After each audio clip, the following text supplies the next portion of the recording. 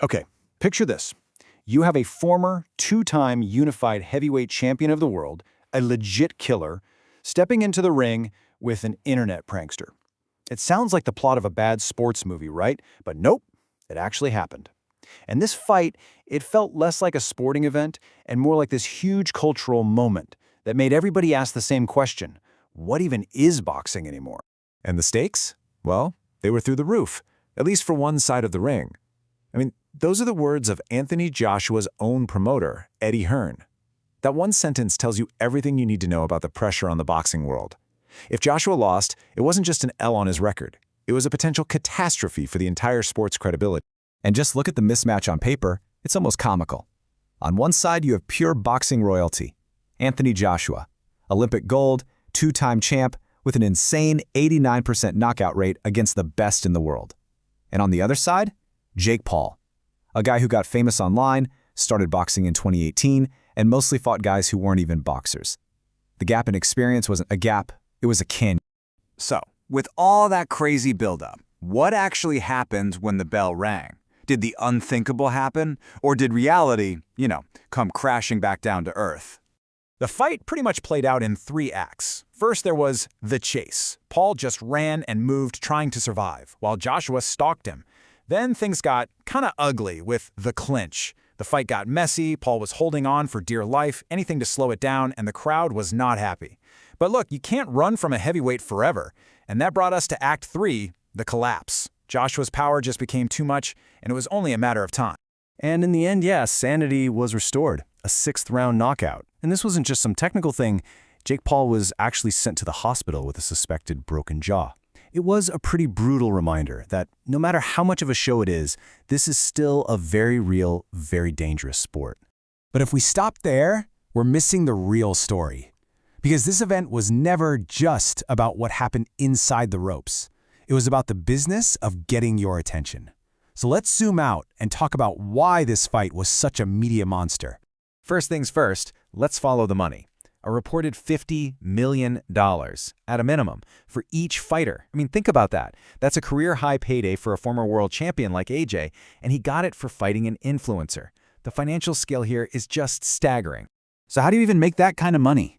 Well, you throw out the old playbook. This wasn't a traditional, expensive pay-per-view. It was on Netflix. You're suddenly talking about a potential audience of 300 million people around the world. This wasn't for the boxing nerds. This was for everybody. And if you doubt that kind of reach is possible, get this. Paul's previous fight against Mike Tyson pulled in a mind-bending 108 million viewers. That made it one of the most watched sporting events in history. Jake Paul doesn't just bring an audience, he brings a whole different world of eyeballs. Anthony Joshua himself kind of laid out the new rules of the game. He said, "I'm more worried about, are they talking?" The whole point wasn't just winning, it was to create a conversation, to make cultural noise. And by that metric, this whole thing was a massive success before the first bell even rang. So of course, all of this just fuels this huge debate inside the boxing world. Is this whole influencer thing a lifeline that brings in new fans and money? Or is it a poison pill that cheapens the sweet science? And honestly, you can see both sides. The people for it say, hey, it's new fans, huge paydays, everyone on the card gets more exposure. But the critics are saying, this turns a noble sport into a total spectacle, real pros get ignored, and you're blurring the lines of what's a real competition. And you can hear that first argument right from the ground level. There's this quote from a boxing coach who said that after one of these big fights, a bunch of kids came into his gym wanting to try it. For him, the logic is simple. More kids in the gym is a good thing, period. But does the data actually back that up? Well, this chart here tells a more complicated story. This is boxing participation in the UK.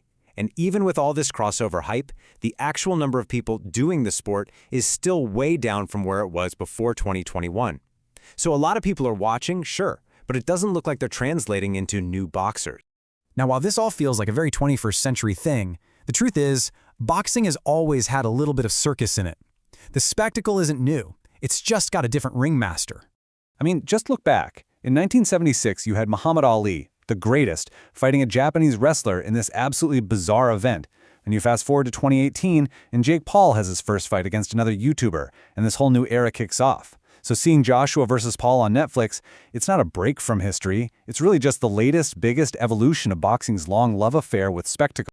And all of this leads to a really fundamental question.